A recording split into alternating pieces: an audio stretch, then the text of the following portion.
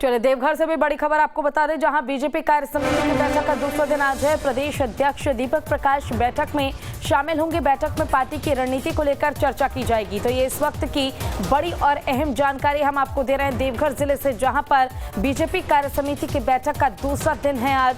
प्रदेश अध्यक्ष दीपक प्रकाश बैठक में शामिल होंगे। बैठक में पार्टी की रणनीति को लेकर चर्चा की जाएगी। तो ये इस वक्त की बड़ी और अहम जानकारी हम आपको दे रहे हैं।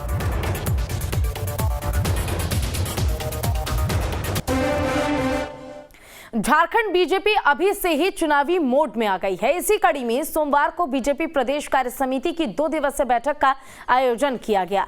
देवघर के मेहर गार्डन में इस बैठक का आयोजन हुआ, जिसमें बीजेपी के तमाम दिग्गजों के साथ पूरे प्रदेश से लगभग 400 सदस्यों ने भाग लिया। इसमें 2024 के लोकसभा और विधानसभा चुनाव पर चर्चा की गई। बैठक में प्रदेश अध्यक्ष दीपक प्रकाश, पूर्व सीएम बाबूलाल मरांडी, प्रदेश प्रभारी लक्ष्मीकांत वाजपेयी, केंद्रीय राज्य मंत्री अन्नपूर्णा देवी और प्रदेश महामंत्री आदित्य साहू समेत कई नेता शामिल हुए। वहीं बैठक के दौरान प्रदेश बीजेपी अध्यक्ष दीपक प्रकाश ने प्रदेश सरकार पर जमकर निशाना साधा। उन्होंने कहा कि आज हेमंत सरकार के चलते पूरे राज्य में लूट और भ्रष्टाचार का बोलबाला है। संथाल परगना में बांग्लादेशी घुसपैठियों के चलते डेमोग्राफी बदल रहा है और उन्होंने रोजगार और कानून व्यवस्था पर भी सरकार को आड़े हाथ लिया।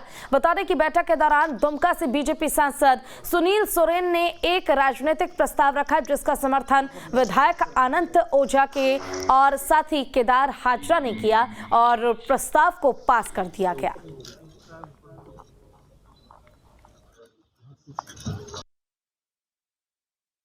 बैठक ऐतिहासिक बैठक है और हम नेताजी सुभाष चंद्र बोस की जयंती पर बैठ रहे हैं। उसके कुछ कारण हैं। इस राज्य की सरकार जिससे जनता त्रस्त है, पस्त है और सत्ताधारी दल मस्त है, उसके खिलाफ जन संघर्ष, जन भागीदारी के साथ जनता की अभिव्यक्ति है कि सरकार से निजात पाने का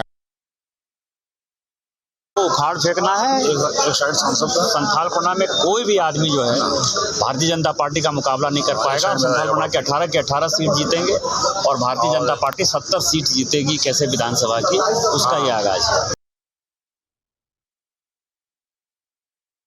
तो देखिए, बीजेपी प्रदेश कार्य समिति की 2 दिवसीय बैठक है। राजनीतिक प्रस्ताव और अन्य बिंदुओं पर बातचीत लगातार जारी है। बीजेपी प्रदेश कार्य समिति की 2 दिवसीय बैठक में कई मुद्दों को लेकर चर्चा हुई।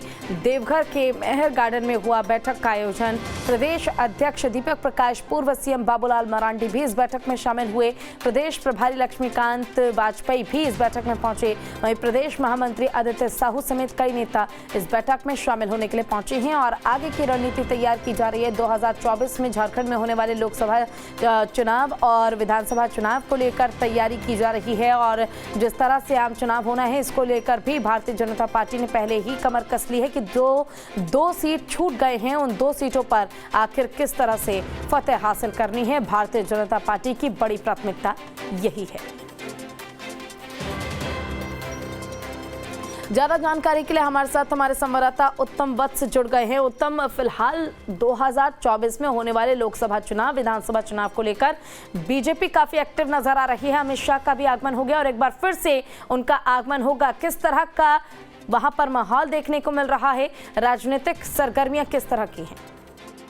जी देखिए, भाजपा कार्य समिति की जो बैठक यहाँ देवघर में आयोजित की गई है, ये साफ तौर पर 2024 की ये तैयारी है। दूसरी तरफ ये देवघर में इस कार्य समिति को करने का सीधा ये मतलब होता है कि ये संथाल परगना को साधने के लिए भारतीय जनता पार्टी की तरफ से जो रणनीति तैयार की जा रही है, उसका एक हिस्सा है। मैं आपको बताऊं कि कल के सत्र में जो बातें हुई, जिन प्रस्ताव पर सहमति बनी है, उनमें सबसे अहम ये रहा है कि संथाल परगना में किस तरह से भारतीय जनता पार्टी को ग्रास रूट पर मजबूत करना है। साथ ही संथाल परगना की जो डेमोग्राफी चेंज होती नजर आ रही है बीजेपी को, उसको कैसे मुद्दे में तब्दील कर उसका फायदा लेना है। इस तरह की तमाम चीजें थी जिस पर भारतीय जनता पार्टी के वरिष्ठ नेताओं ने वहां पर बैठकर मंथन किया है, डिस्कस किया है।